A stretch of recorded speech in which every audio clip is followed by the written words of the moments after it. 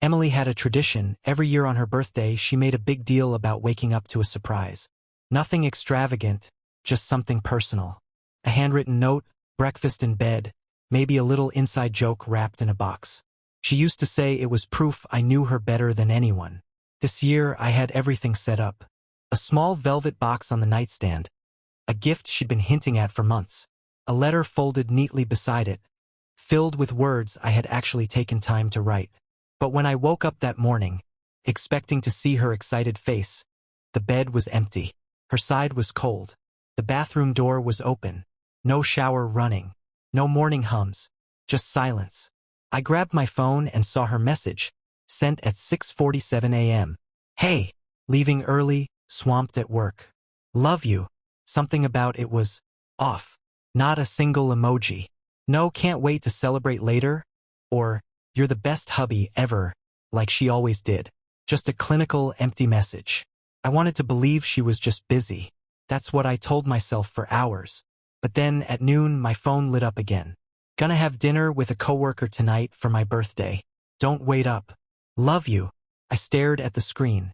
Read it twice. Again. No επάλεγει. No, let's celebrate tomorrow instead. Just a statement. A decision she had already made without me. That's when something in my brain clicked. Like a puzzle piece finally snapping into place.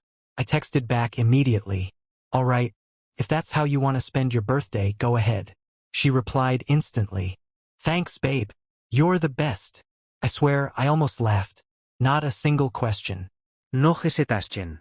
Like she had expected me to roll over. Like she had planned for this reaction. I didn't text back. I didn't call. Instead, I grabbed my keys and drove. Emily thought she was untouchable. That much was obvious. But I had one advantage she didn't count on. She always underestimated how much I noticed. And I had noticed things. The way she tilted her phone away from me lately. The sudden obsession with going to the gym at night. The coworker she swore was practically a brother, but never mentioned by name. I parked 2 blocks away from the restaurant. She had no idea I was watching when she walked in. Hair styled differently than she ever did for me. That new dress I had never seen before, hugging her a little too perfectly. Then he showed up. Tall, clean-shaven, wearing that kind of confident smirk that told me everything I needed to know before he even touched her. And touch her he did. A hand on the small of her back as he led her to their table. A lingering brush of fingers when he handed her the menu. And then, the cherry on top, the way she leaned in, laughing at something he whispered, her eyes locked on his like he was the only man in the world. Like I didn't exist. The worst part? She wasn't nervous. Not even a glance over her shoulder. She truly believed I'd be at home, waiting for her. But tonight, Emily was going to find out exactly how wrong she was. I sat in my car, fingers drumming against the steering wheel, heart pounding in my ears. I wasn't the jealous type. Never had been.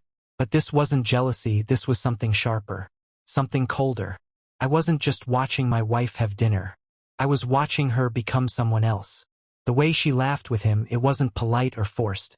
It wasn't the tired chuckle I got after a long day. This was different. Carefree. Effortless. The kind of laugh that came naturally when you were with someone who made you feel alive. And then I saw it. Her hand. Resting lightly on his forearm.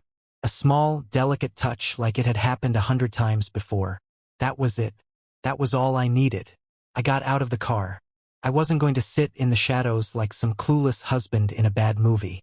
I wasn't going to wait for her to decide when to come home and feed me whatever lie she had rehearsed. No, she wanted to play games? Fine. But we were playing on my terms now. I stepped into the restaurant. The warm lighting and low hum of conversation doing nothing to soften the edge of what was about to happen. They didn't see me at first.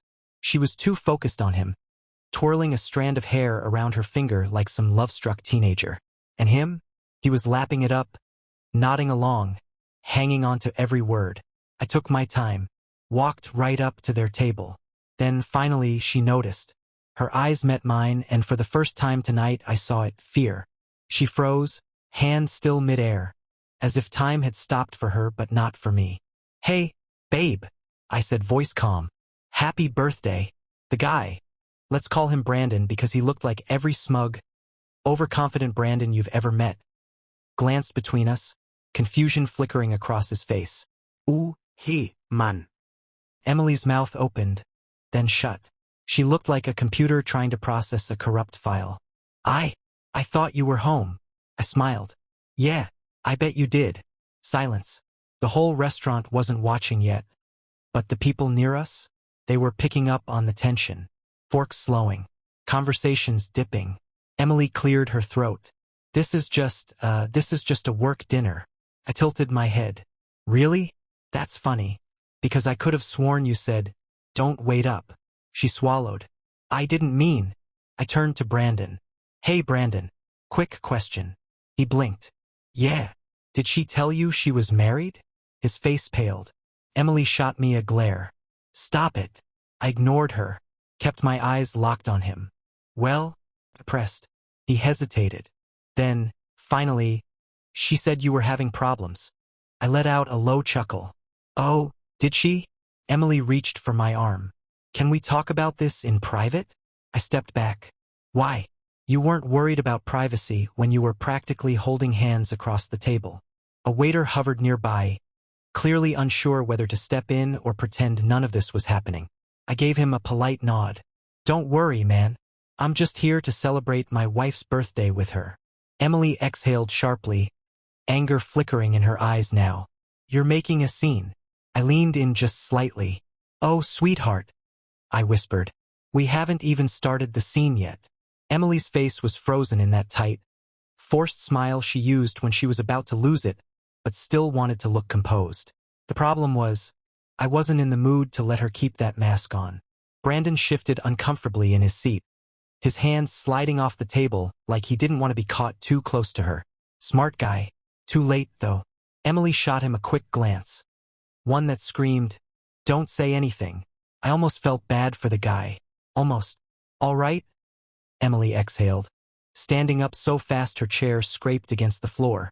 Let's go outside. She didn't wait for me to follow. Just grabbed her purse and started walking toward the exit. Not a goodbye to Brandon, no explanation. Just run, run, run. Not this time. I strolled after her, taking my sweet time, letting every eye in that damn restaurant get a good look at the woman who had just been caught. As soon as we stepped outside, she whirled around, dropping the act. What the hell is wrong with you? She hissed. I let out a short laugh, shaking my head. Unbelievable. What's wrong with me? I repeated. Emily, you're the one sneaking around, and I'm the problem? She crossed her arms. I wasn't sneaking around. I told you where I was. I raised an eyebrow. Oh, right, my mistake. You did say don't wait up. So obviously that means it's totally fine to go on a date with some random guy. Her jaw clenched. It wasn't a date. Really? I shot back. Because from where I was sitting, it sure looked like one. She scoffed, rolling her eyes. You're being dramatic. Dramatic. Dramatic. Something inside me snapped. All right, Emily. Then let's stop being dramatic and break it down real simple. I stepped closer, lowering my voice. If I was sitting across from a woman, touching her arm, whispering in her ear, making her laugh like she was the only person in the world, would you be okay with that? Silence. That was all the answer I needed. She wouldn't meet my eyes. Her lips parted like she had something to say, but no words came out. I nodded, feeling something inside me settle. Yeah, that's what I thought. She finally looked at me, her expression shifting, panic creeping in around the edges. Look, I didn't mean for this to. To what? I cut in. To get caught. She flinched. Then, like a switch flipping, her face hardened. I haven't done anything wrong. I laughed. Oh, you're really gonna die on that hill? She squared her shoulders, doubling down. I have every right to go out with a friend for my birthday. I don't need permission. I gave her a slow nod, taking it all in. Got it. So, tell me, when were you planning to let me know you were sleeping with him? Her eyes snapped wide. Bingo. Emily's expression flickered, just for a second. But it was enough. Enough for me to see the gears in her head turning, scrambling for a response. Excuse me? She said, voice laced with fake outrage. I leaned in slightly, lowering my voice. You heard me. When were you planning to tell me you were screwing him? Her mouth opened, then shut. She blinked rapidly, like she was trying to reboot herself. Caught. And then, just like that, the mask came back on. "You're insane," she snapped.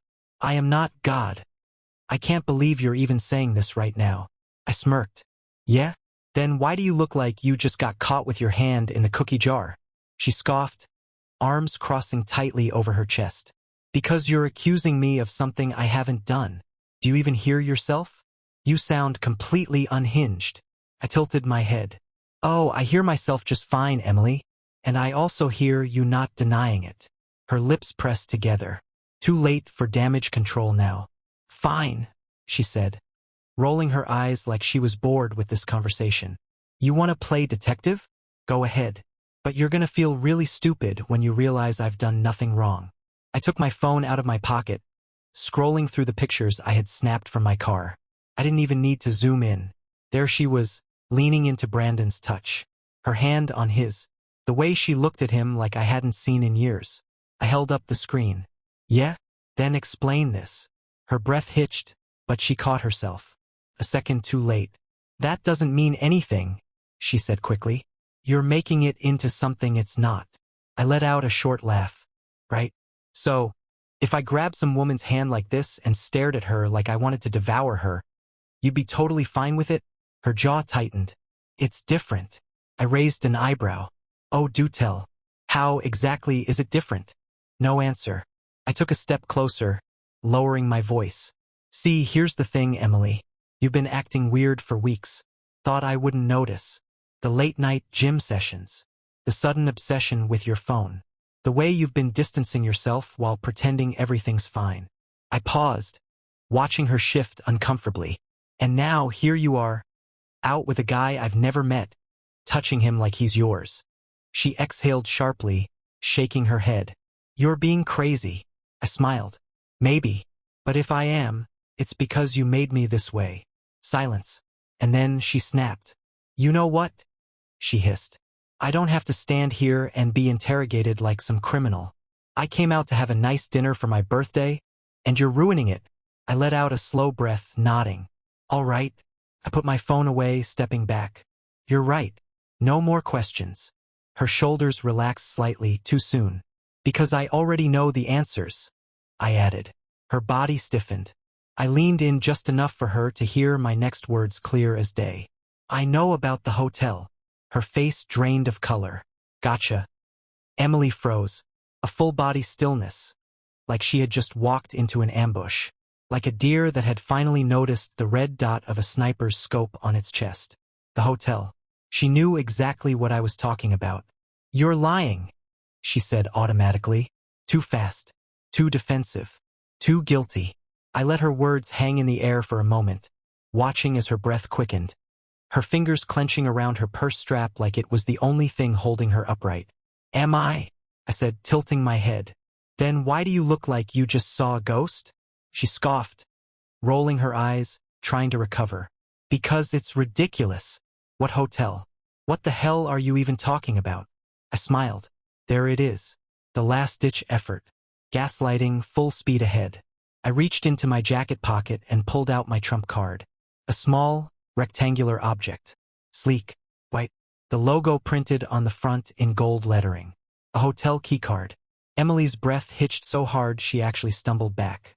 I held it up between two fingers. "Recognize this?" She didn't answer. Didn't even blink.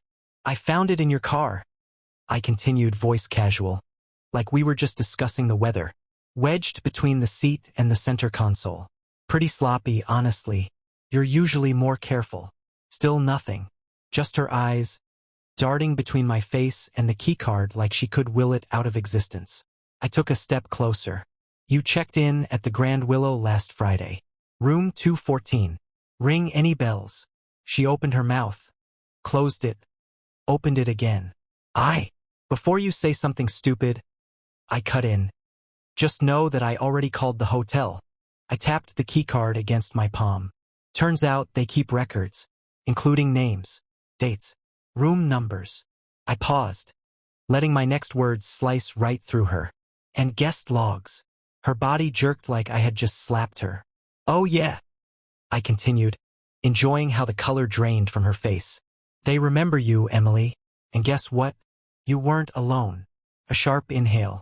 Her nails dug into her arms. Want to guess whose name was listed as your guest? I asked, eyes burning into hers. Silence. Then, finally, her voice, barely above a whisper. Brandon. I smiled, slow and cold. Ding, ding, ding. Give the lady a prize. Emily's breath shuddered out of her. It's not what you think. I laughed. Actually laughed. Right in her face. Oh, please. It gestured wildly here. What exactly am I thinking here, Emily? That you and your good buddy Brandon checked into a fancy hotel on a Friday night, in the same room just to what? Watch a documentary. Have a Bible study? Her lip trembled. I was drunk. It wasn't planned. I raised an eyebrow. So you're admitting it? She hesitated, then quickly shook her head. No. I mean, nothing happened. We talked, and I passed out. I let out a slow breath, nodding. Right? Okay. So let's break this down. I started counting on my fingers. You forgot to tell your husband about a hotel stay. You accidentally booked a room with a coworker. You drunkenly ended up in bed with him. I didn't, she started, but I wasn't finished. And then, instead of telling me the truth, you hid the keycard in your car like a teenager sneaking cigarettes. A thick silence swallowed us. She swallowed hard. I was going to tell you. I gave her a look so sharp it could have cut through glass. No, Emily. You were hoping I'd never find out. And for the first time tonight, maybe for the first time ever, Emily had nothing to say. Emily stood there, completely exposed, her mouth opening and closing like a fish gasping for air. I could practically hear the frantic calculations in her head. Lie or confess. Fight or flee. I was done waiting. Go ahead, I said, my voice dangerously calm. Tell me the truth. Just once. Try it. She clenched her jaw, her eyes flickering between defiance and panic. She exhaled sharply, hands shaking. It was a mistake. I almost laughed. A mistake. Which part? I asked. The part where you met him at the hotel? The part where you lied about it? Or the part where you assumed I was too stupid to figure it out? Her breath hitched. I didn't plan it, okay? We were out with coworkers. And I had too much to drink. And, oh, spare me the fake guilt. I snapped. You expect me to believe you got so hammered that you just woke up in a hotel room with him? She hesitated. Yes. I laughed. A sharp, bitter sound. You're such a bad liar, Emily. You know that. Her eyes flared with frustration. Why are you even here? She spat suddenly, shifting into anger. The fear was fading, and now came the fight. I smiled coldly. There it is. Why am I here? I repeated. Well, let's see. My wife refused to spend her birthday with me, told me not to wait up, and then had dinner with her side piece. So, forgive me for being a little curious. Her nostrils flared. It wasn't like that. I took a step closer. Then how was it? She flinched but held her ground. I just needed space. That made me pause. Space. She folded her arms. Yes, space. Things have been off between us, and I didn't know how to tell you. I tilted my head. So instead of talking to me, you spread your legs for Brandon? Her slap came faster than I expected. Sharp, stinging right across my cheek. But I didn't react. I just stared at her. And the moment she realized what she had just done, she was the one who took a step back. I exhaled, rubbing my jaw. There she is. Her voice was shaky now. I didn't mean. No. I cut her off. You meant it. I let out a humorless chuckle. It's funny, you know. You can lie to me all night long. But the second you get called out, you snap. She swallowed hard. You're twisting everything. No, Emily. I shook my head slowly. You did that. I'm just finally seeing the truth. She let out a small, frustrated growl, running her hands through her hair. I didn't plan for this to happen, okay? I didn't wake up one day and say, oh, I think I'll ruin my marriage today. No, I agreed. You did it in phases. A text here, a lie there. One small betrayal at a time until you didn't even recognize yourself anymore. Her lips trembled. I still love you. I inhaled sharply. You don't get to say that. She flinched.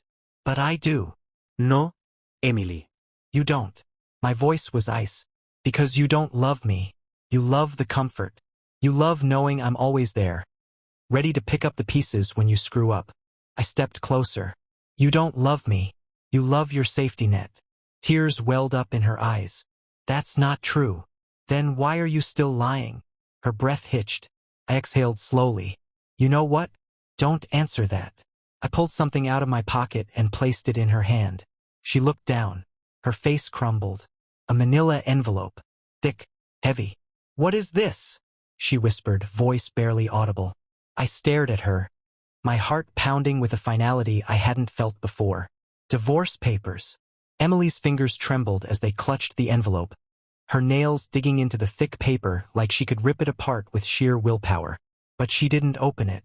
She just stared at it, breathing shallow, like if she held still enough, maybe this moment wouldn't be real. It was real. What? Her voice cracked. What is this? I didn't move, didn't blink, just let the silence stretch, forcing her to sit in the wreckage she had created. You know what it is, I finally said. My voice was eerily calm. Too calm.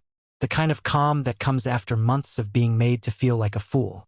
She shook her head rapidly, gripping the envelope tighter. No. No, you can't. This isn't. Oh, I can, Emily, I interrupted. And I did. Her chest rose and fell with uneven breaths. You had these ready? I exhaled slowly, watching as realization settled over her. The reality that she wasn't in control anymore. Yes, I said simply. I did. A small, broken sound escaped her lips. For how long? I tilted my head. Since the first time you lied about him. She flinched like I had struck her. Good. Her voice grew desperate. You don't mean this. You're angry, and you're trying to hurt me. I laughed, a slow, humorless chuckle that made her shrink back. Oh, sweetheart, I said, shaking my head. If I wanted to hurt you, I wouldn't be handing you divorce papers. I'd be taking my time, making you feel the same kind of humiliation you've put me through. Her breathing hitched. Then why are you doing this? I stepped forward, closing the distance between us. My voice dropped to a near whisper. Because I finally respect myself more than I love you.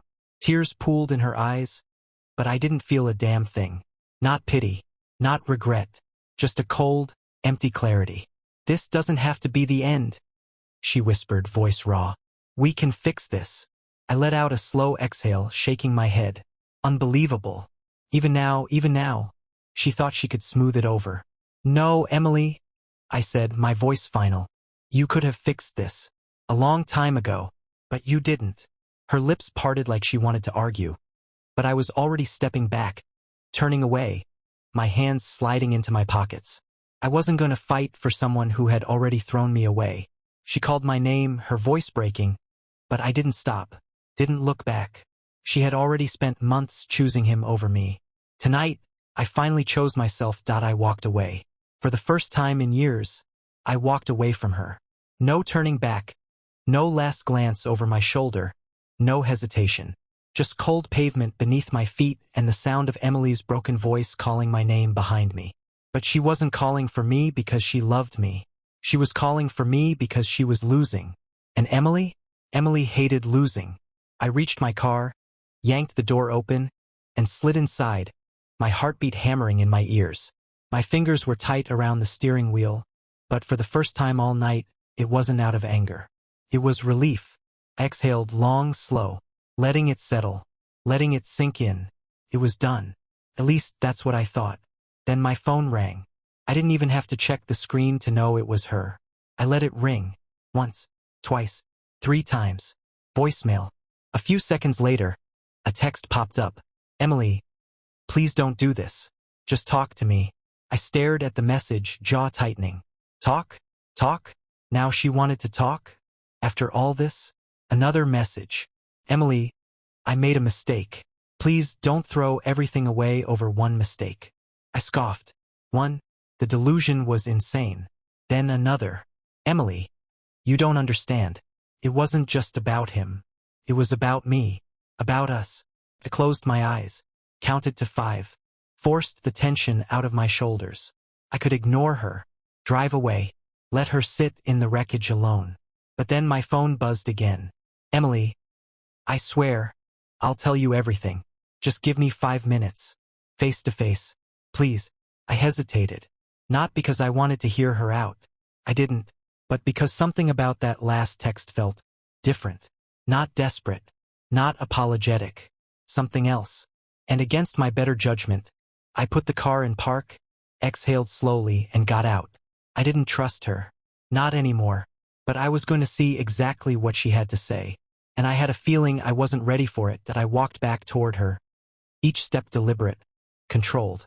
Emily stood frozen under the dim glow of the streetlights, her arms wrapped tightly around herself like she was bracing for impact. Her eyes met mine, glassy with unshed tears. But I wasn't buying the act. Not anymore. You have 5 minutes, I said flatly. Talk. She swallowed hard, gripping the divorce papers in her trembling hands. For a moment, I thought she was going to beg, but then, something in her shifted.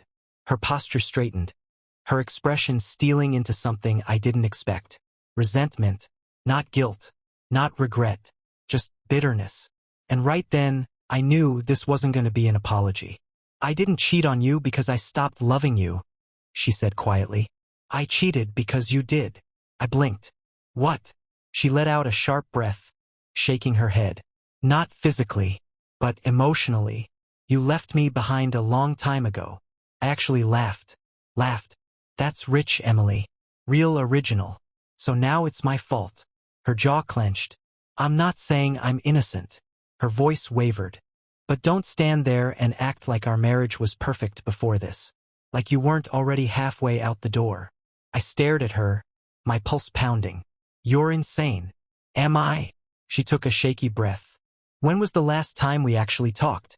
When was the last time you looked at me like you used to? Like I was enough? I exhaled sharply, pinching the bridge of my nose. Emily, for months I tried to get you to open up. I asked if something was wrong. I asked if you were happy. You just kept saying, I'm fine. I dropped my hand.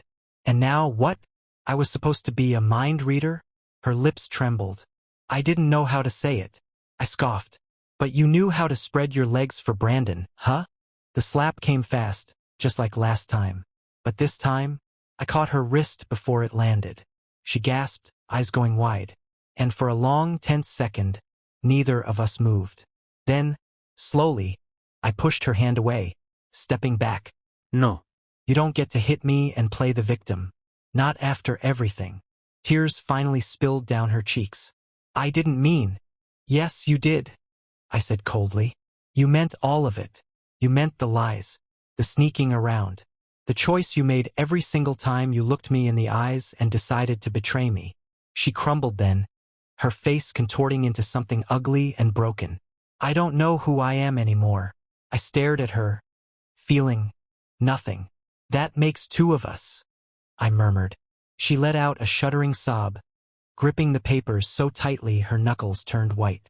And then she said the one thing I didn't expect. Don't leave me.